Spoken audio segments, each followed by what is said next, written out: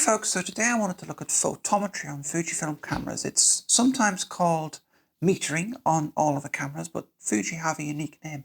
There are four main modes, but Fuji also has a special form of photometry which is based on subject detection. We'll look at that at the end of the video, but first we're going to look at the main modes. And what we've got for the modes are multi, center weighted, spot, and average. So let's look at multi-mode first, which is very similar to the average metering, and it's a kind of AI metering mode that Fujifilm has. It tries to look at the whole scene and average it out and get a very consistent exposure. So I'll bring a sample up here so you can see what I mean by this. And as you can see, the image is just nicely exposed. The shadows are not too dark. The highlights are not too overexposed.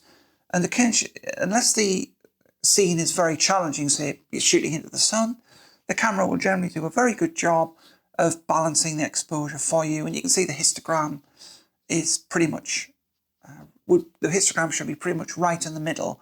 Or in the case of, I'd adjusted the exposure with the exposure compensation, it's very slightly exposed to the left to preserve the highlight. So you can mix this with exposure compensation. So this is kind of like a general purpose, kind of a combination of all the modes, if you like, where the camera will try to decide and expose best for the scene. And to be honest, 90% of the things I shoot, I would shoot like this, and I would use exposure compensation or full manual mode to adjust it, and then I could use the histogram to check my exposure. But what other modes have we got?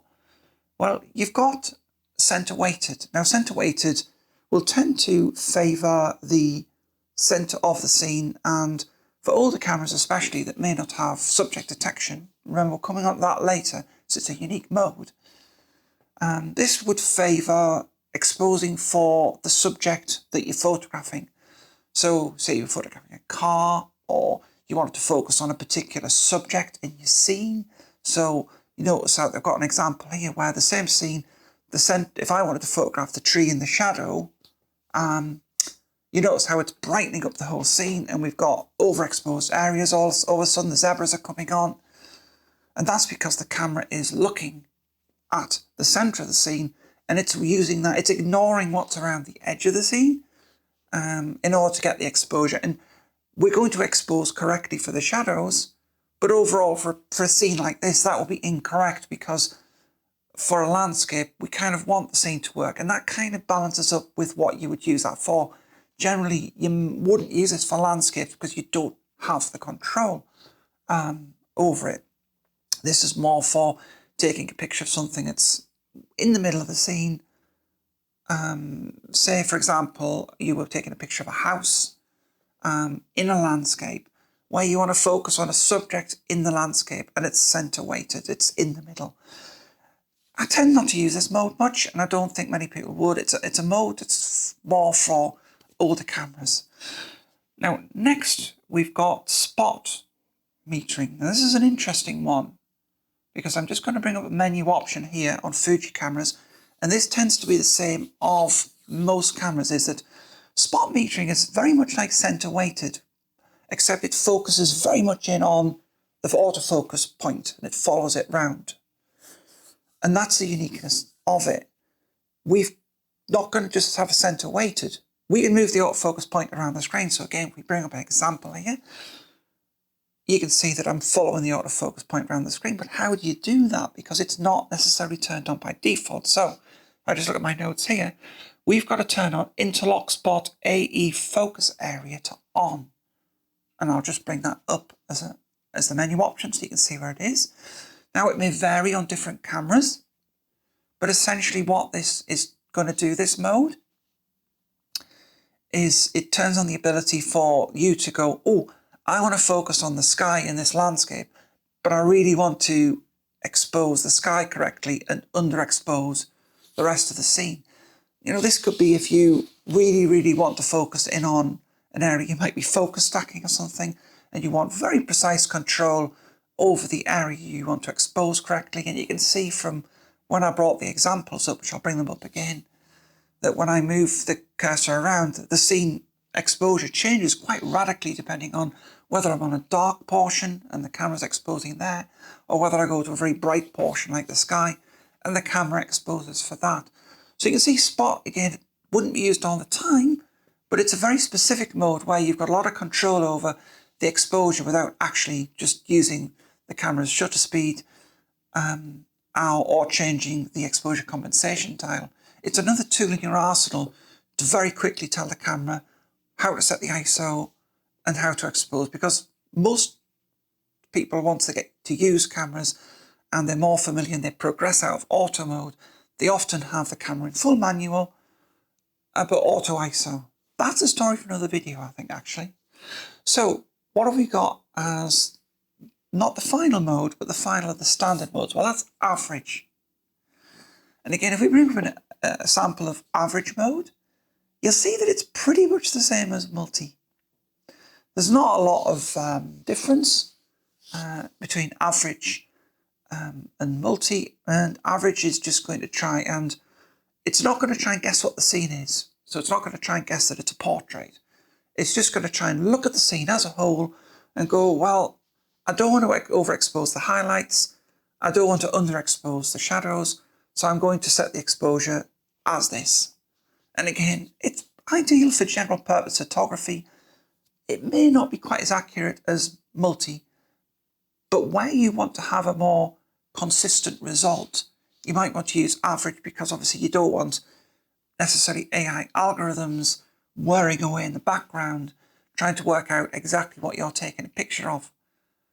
So if you want something that's just consistent, where you know this is a landscape, I want it to expose this way, I'm going to adjust with exposure compensation, then average mode might be the mode for you to use to expose that way without letting the camera try to tweak things. If something in the scene changes or the lighting changes, it's going to look at the whole scene and evaluate that.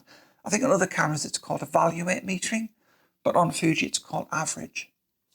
So we come towards the end of the video, and I said I was going to save the most unique mode for Fuji for last. Now, you know that Fuji cameras, especially from the 4th generation onwards, it had face eye detect, and now we've got subject and animal detect and bird AI. When you select a camera to this mode, if you look at the menu, you'll see that the photometry goes like grayed out, for want of a better word. You can't choose it, and that's because the photometry is now set to subject detect. This means that it's a very good mode, because this means that your camera is going to look at the subject, maybe a bird or a cat, or in this case it's my cat, and you notice around Rosie, it's quite bright, and the camera is exposing for Rosie. I'm playing around with the exposure because the sunlight's coming in and out, it's changing quite radically because it's a bright sunny day at the minute. But essentially what's happening is the camera is trying to look at the subject, and it's trying to look at expose the subject. And again, I've given Rosie's quite a challenge subject, not just because she moves, but because she's black and white. And the camera will see the white portions and go, oh, I've got to expose for that. And then it might catch the black portions of her fur, and it might try and expose for that. You see, cameras expose very differently depending on whether they see a white or a black subject in regards to something. It's two very strong contrasts of how they expose light. I believe cameras expect to see sort of a grey colour for when they expose. And this is why if you are doing wedding photography, it's one of the most challenging things to expose for, because you have the bride wearing, traditionally in the UK, obviously it can vary depending on the country you're in. There are many, many different ways, but in a lot of European countries, it can be traditional to wear white, and the groom would wear a darker coloured, like a black or a grey. Traditionally in the UK, that's what it's like. So essentially, the camera would expose differently based on that. This is where your average metering might come in, or you might want to use spot metering with some exposure compensation, because you might find that you're underexposing the groom and you're exposing correctly for the bride. And this is where you get these contrast problems. And this is why metering is very important to choose the correct mode, whether you want to use spot, something really specific like that, or you're doing a landscape and you want to use average. So subject is really good on Fuji cameras. It will try and expose for the subject, whether that's a face or that is a cat or a bird or something like that. And that is all the different photometry modes. And the reason why, if you're in full manual, you still want to keep an eye on the photometry you're using is because your histogram will also still effectively work, even in full manual mode, to show you your exposure, and it should read the metering. At least it does on Fuji cameras. I would imagine it would on other cameras, but I can't speak for all brands, but this is more focused at Fuji. So I hope this was a useful video for you folks. Hope you've learned a bit about using your Fuji camera for metering, and you're getting a bit braver and coming into more of the manual modes. But if you master metering, it'll really help you get the exposure right on your camera. Of course, you can always rescue it in post-processing, but for JPEG shooters, metering is really important because you don't edit your videos much. You might do a bit in camera, and if you master metering, you'll nail the exposure on your JPEGs and get really good out-of-camera JPEGs. I honestly, little secret, can be sometimes a bit sloppy on my exposure, but equally that's because I can way underexpose or overexpose, well not overexpose, but I can tend to underexpose things more deliberately so, because I know I can edit that back in post. If you're not editing, photometry is an important thing to learn and understand how your camera exposes and how the metering works. So I'll catch you all later, folks. Please do remember to like and subscribe the video if you got value from it, and apologies for no video last week. It's been super busy, but hopefully we'll have some more videos next week, and I'm on holiday at the minute, so I've got a bit more time, and I'll catch you all later. Bye.